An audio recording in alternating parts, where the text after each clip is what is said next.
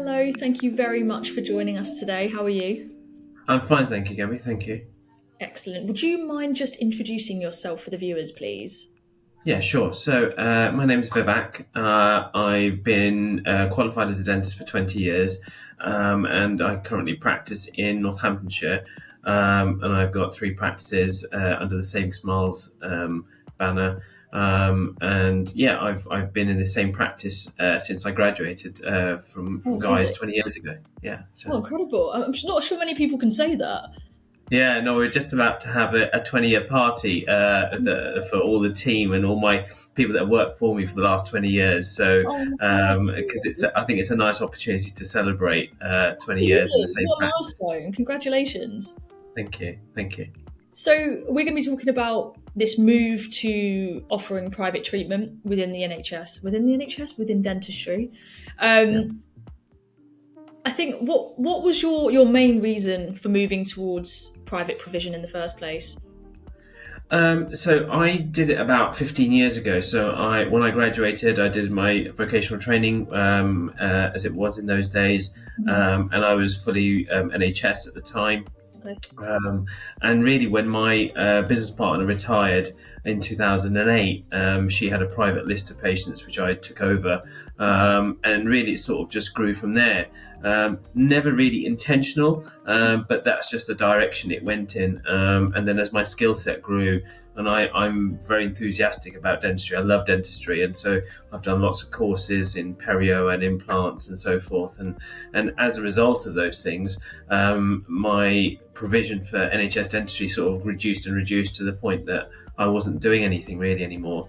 Mhm. So yeah, it wasn't an intentional transition, but it's just how it happened for me. So yeah. And how did you feel about that? Was it quite difficult for you to when that transition was happening? Was it quite difficult to turn away from the NHS more than you had been previously?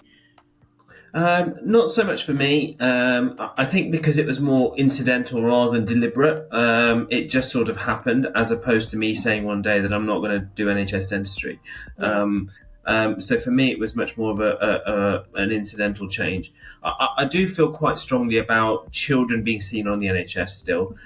So I feel that children shouldn't have to pay for care.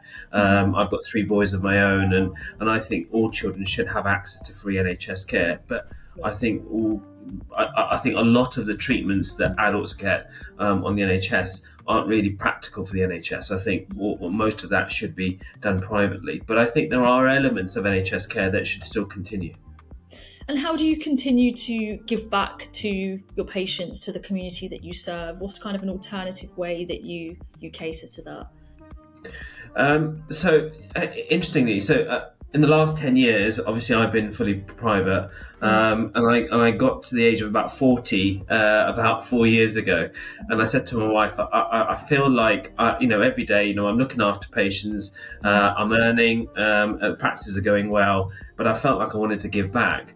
And so I discussed it with my wife in detail, and then strangely enough, a colleague of mine, Wasim Qureshi, we met on a practice plan weekend in Okay. Portugal somewhere, and we were sitting for having dinner together.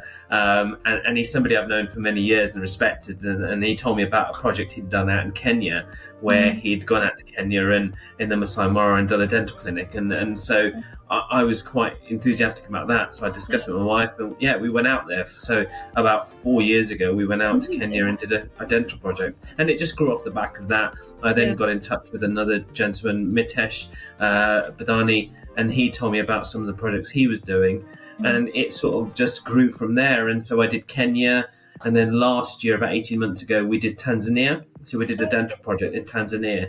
Wow. Me and my wife went out to Tanzania with a group of other dentists, and we did a charity project for 2 weeks of looking after people and taking teeth out. And off the back of that, I've just got back from Mozambique in February Wow. this year. So Wow, yeah. incredible. Okay. So I mean, the reason I ask is because I know there's a lot of dentists and clinicians feel a certain reluctance to sort of turn their backs on the NHS, if you will, because they feel an affiliation with it. They feel they have a duty to kind of provide dentistry under the NHS. But it's good to hear that you can find alternative ways to give back to the community, and I think it's good to talk about that.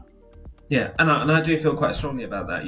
I do feel that I want to give back, and use my skill set, more importantly, to help others. And that's quite integral to, I think, the way that we are as dentists, or healthcare professionals, should I say, really. Sure. And so, yeah, going to Kenya has certainly given me a very different outlook on life, and a very different perspective. And meeting the dentist that I met on these trips as well has really been very influential in the last few years of my career. So yeah, absolutely.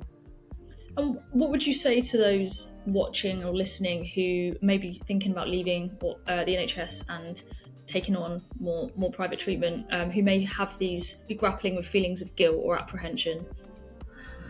I think ultimately you've got to do what is right for you, both clinically, financially, and in terms of your own health as well.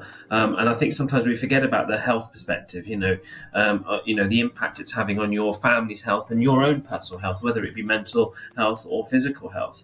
But I think ultimately, if you want to give back, and you want to do good, there are lots of ways and means of doing it. Whether you do charity work abroad, which is what I've done, whether you get involved with local charities here, there are homeless charities, all sorts of things that you can get involved with, whether it's dental, medical, or just general.